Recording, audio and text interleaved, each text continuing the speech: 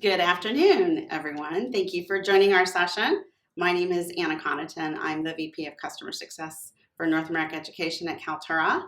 And we're here to talk about hopefully an exciting topic, and that is the next step of the digital transformation and how we create personalized campuses for all. I'm joined by Matt Davis, Senior VP of Customer Success at Kaltura. Thank you for joining. Thank you, Anna, and thank you to our hosts, Unizen, and to all of you who are interested in analytics and digital transformation. You've come to the right spot. So let's start by talking about the conundrum that universities face, and that's the pure volume of content. Conundrum indeed. We do generate a lot of content. So I'm going to talk about a couple of different things here. First of all, I'm going to talk about sort of some meta data about viewing characteristics, and then we'll talk about creation characteristics. Sounds good. On the viewing side, we can expect in any academic year in recent history to have had in excess of 10 million entries viewed. And one thing that I want to point out here is we've seen a shift in the profile of who's creating that content. It used to be the domain, at least in the teaching and learning context, of the instructor, instructional designers. Post-pandemic, we saw a very large increase in creation by the student population as well. So those folks becoming contributors to the creation process, that's going to do nothing but grow. Sounds like this must be very niche content. So that's an interesting word to use, niche, and let's try and break that down a little bit. Just about everything I've talked about so far is in some way, shape, or form, to a large extent, focused on the teaching and learning process. It is the primary mission of the institutions. We are here at this conference to understand how data and the analysis of that data can help us improve the student experience. So we do have that very much sort of campus-like, classroom-like lens that we look at this through. So where does it go from here?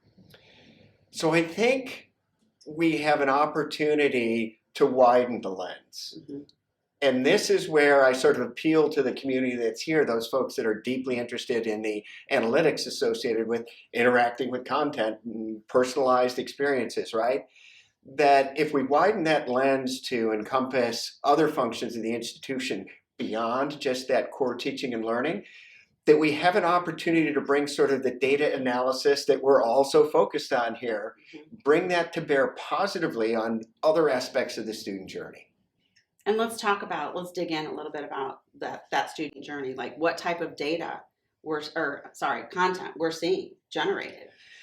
All kinds of use cases, right? If we look across the campus, and I will make an appeal at the end of my thought here, but there are so many different departments, there are so many different places where we can do that digital transformation, try to build that personalized experience in students during the recruitment process. Who's going to come here? Mm-hmm. We've got down pretty well while they're here what we do with them. And afterwards, we've got an opportunity for improvement as well when they're alumni or postgraduates or whatever.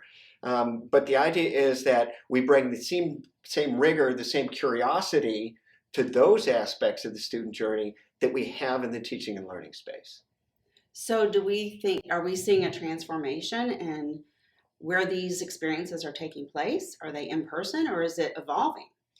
So it has definitely evolved. That's a great question because wind the clock back, who knows, 10, 15 years ago, and many of these were purely physical events. Mm-hmm. Throw in a pandemic and things got mixed up a little bit. Mm-hmm. And so we are seeing a far greater propensity for a hybrid event that will mix in person with an external audience that was virtual. So it's virtual, it's both, it's hybrid, it's a combination of these things, right? It is, and it's interesting that you ask it that way, Anna, because we did some research around this. So I'm going to refer to a study that we did back in 2022 that said when we take what was previously, I'll say physical only for sake of argument here, we make that event hybrid, i.e. bring in a virtual audience. Two really big things happen. First one is the size of the audience grows. we sampled 450 people, so I won't call this a groundbreaking study. But anyway, I think it's indicative. And it's logical that we can get to a broader, more geographically distributed virtual audience when we do that. I think the second part that was really interesting was that when we asked people to rate the value of physical versus in person, and we'll wind this back to Unison in a second, it's that they derived more value from the virtual interaction.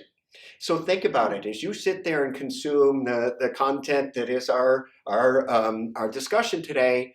You may be reacting. You may be putting your hand up to ask a question. You may even get a quiz as we go through here. And that interactivity that we bring into it that generates data about how the user's reacting to the content we're having them interact with is critically important to crafting better experiences.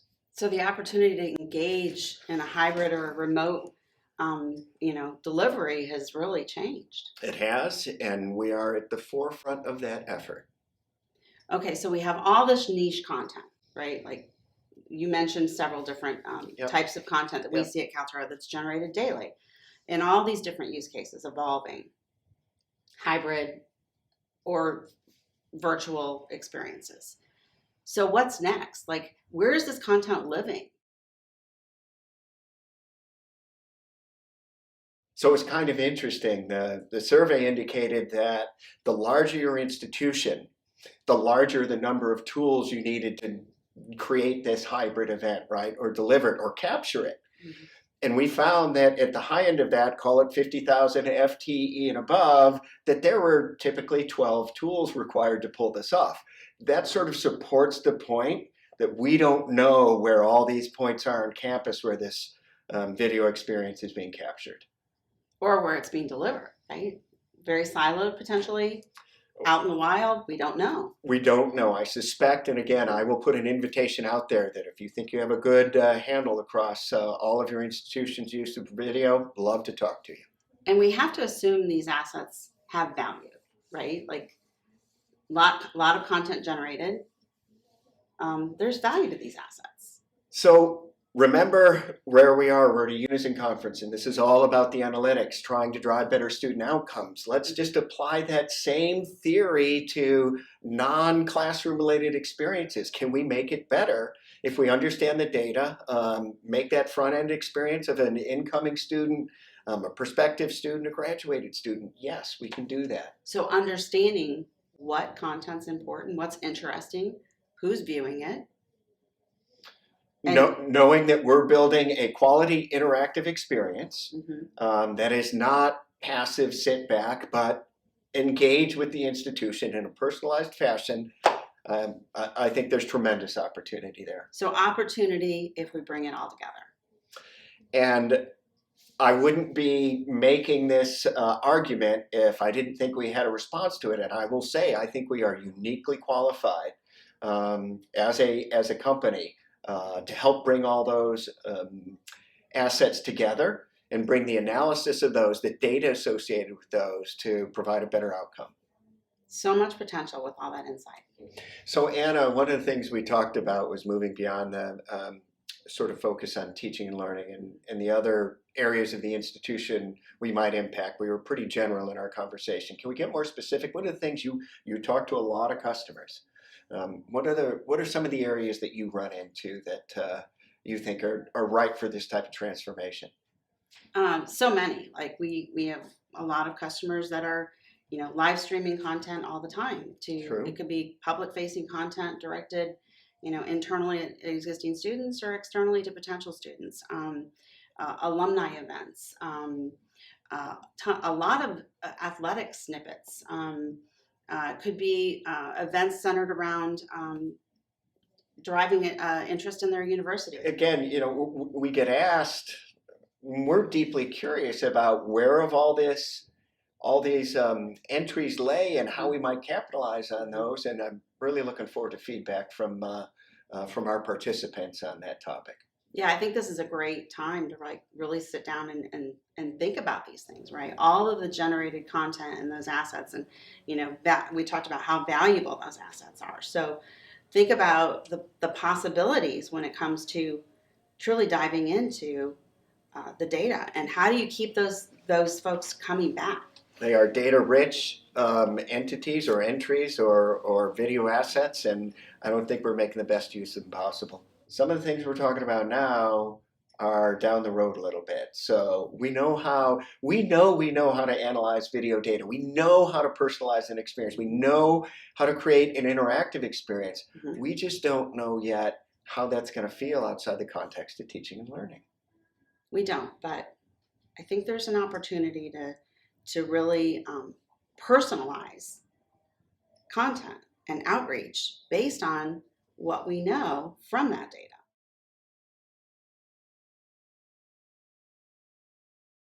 I think the first step is creating a digital experience that extends the brand of the campus, right? Front and center. Keep that brand front and center. And I think it starts with a registration flow, right? So just like the Unison event here, Unison was kind enough to open the doors to any participant, right? Not just Unison members, which is wonderful. So we have many guests joining the event today. So there was a registration process. So understanding who's joining your campus events, same workflow, right? Yeah. So understanding their information when they register to participate in, an alumni function or, a prospective student event in a virtual form. It starts with that registration. And if I can go through the end of that, where you're actually participating in whatever it is you've registered for, I think an important point to make is we don't want that valuable asset to be tucked in a closet and collect dust, right? Right. We think there's an opportunity to do some repurposing, maybe even very rapidly and quickly via artificial intelligence. We've got some examples of that, right? Repurpose that content to a new audience. So Anna, as we think about that personalization, let me look at why we're here at this conference. There are three central pillars to it. AI in the future of teaching and learning. We know a little bit about that, right? Being student-centered, always focusing on improving outcomes. We know a lot about that. Data in action, we're all about that. But again, this discipline has been so focused on teaching and learning that when you talk about coming to other aspects of the student journey, I just think there's tremendous opportunity there. If we sort of try and wrap this together, pull the loose ends together, what we're trying to do overall is help drive a digital transformation that allows universities to foster deeper connections, expand access more broadly, globally, whatever, drive meaningful engagement.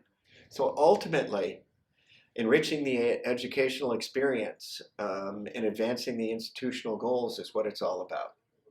So we should mention that Unison was kind enough to give us an opportunity to provide the platform for this event, and that our talk here is actually done, maybe you picked up on that by now, but in a simulated environment, but we're playing it live. And so as Anna and I close out, I think I want to point out, as a conference focused on data and analytics, we're actually going to shift over right now to a live discussion of the analytics that have been going on at this conference so far. I hope you find that informative and entertaining. And before we shift over, I'd like to thank Unison for Indeed. using the Kaltura events platform to host us today, and certainly for the opportunity to participate in the event. We look forward to seeing you on the other side.